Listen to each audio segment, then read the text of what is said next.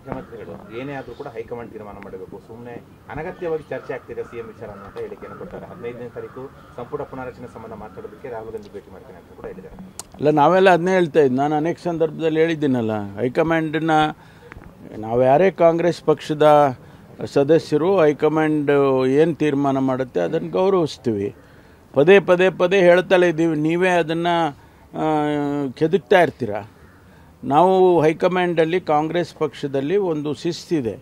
ಹೈಕಮಾಂಡ್ನಲ್ಲಿ ಏನು ತೀರ್ಮಾನ ಆಗುತ್ತೆ ಅದನ್ನು ನಾವು ಪಾಲಿಸ್ಕೊಂಡು ಹೋಗ್ತೀವಿ. ಯಾರು ಪಾಲಿಸೋದಿಲ್ಲ ಅವ್ರ ಮೇಲೆ ಶಿಸ್ತಿನ ಕ್ರಮ ತಗೊಳ್ತಾರೆ.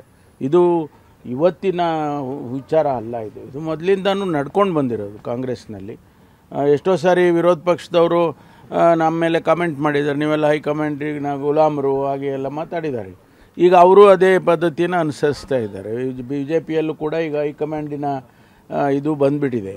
ಹಾಗಾಗಿ ನಮ್ಮ ಮುಖ್ಯಮಂತ್ರಿಗಳು ಹೇಳಿರೋದು ಸರಿ ಇದೆ. ಅವರು ಹೈಕಮಾಂಡ್ನವ್ರು ಏನು ಹೇಳ್ತಾರೋ ಅದನ್ನು ನಾನು ಪಾಲಿಸ್ತೀನಿ ಅಂತ ಅವ್ರು ಮೊದಲಿಂದನೂ ಹೇಳಿದ್ದಾರೆ, ಈಗಲೂ ಅದನ್ನೇ ಹೇಳಿದ್ದಾರೆ. ಇದನ್ನೆಲ್ಲ ಹೊರತು ಇದು ರಾಜಣ್ಣ ಅವರ ಮನೆ ಊಟಕ್ಕೆ ಕರೆದಿರೋದು ಚರ್ಚೆ ಆಗ್ತಿದೆ ನೋಡಿ. ನಾನು ಆಗಲೇ 2 ಸಾರಿ ಕ್ಲಾರಿಫಿಕೇಷನ್ ಕೊಟ್ಟನಪ್ಪ. ಯಾವಾಗ ತುಮಕೂರಿಗೆ ಬಂದಾಗ ರಾಜಣ್ಣವ್ರ ಮನೆಯಲ್ಲಿ ಮೈನ್ ರೋಡಲ್ಲಿ ಇದೆ ಮನೆ, 2-3 ಸಾರಿ ಅವರು ಊಟಕ್ಕೆ ಕರೆದಾಗ ಹೋಗಿದ್ದಾರೆ, ನಾವೆಲ್ಲ ಹೋಗಿದ್ದೀವಿ. ಈಗಲೂ ಕರೆದಿದ್ದಾರೆ, ಈಗಲೂ ಹೋಗ್ತೀವಿ ನಾವೆಲ್ಲ. ಮುಖ್ಯಮಂತ್ರಿಗಳು ಬರ್ತೀನಿ ಅಂತ ಹೇಳಿದ್ದಾರೆ, ನಾವು ಎಲ್ಲ ಹೋಗ್ತೀವಿ ಊಟಕ್ಕೆ. ಲಕ್ಷ್ಮೀ ಹೆಬ್ಬಾಳ್ಕರ್ ಅವರು ಇವತ್ತು ಭೇಟಿ ಕೊಟ್ಟರು. ಇಲ್ಲ, ಅವರು ಡಿಪಾರ್ಟ್ಮೆಂಟಿಗೆ ಸಂಬಂಧಪಟ್ಟ ಕೆಲವು ವಿಚಾರಗಳನ್ನ ಮಾತಾಡೋಕ್ಕೆ ಬಂದಿದ್ದರು.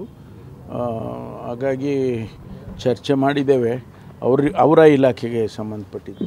ಲೀಡರ್ಗಳೆಲ್ಲ ಡೆಲ್ಲಿಗೆ ಹೋಗ್ತಾರೆ ಸರ್, ನೀವೇನಾದರೂ ಗೊತ್ತಿಲ್ಲಪ್ಪ ನನಗೆ ಯಾರು ಹೋಗ್ತಾರೆ ಅಂತ ಗೊತ್ತಿಲ್ಲ. ನಾನು ಸದ್ಯಕ್ಕಂತೂ ಯೋಚನೆ ಮಾಡಿಲ್ಲ. ಅವಶ್ಯಕತೆ ಬಿದ್ದರೆ ಹೋಗ್ತೇನೆ.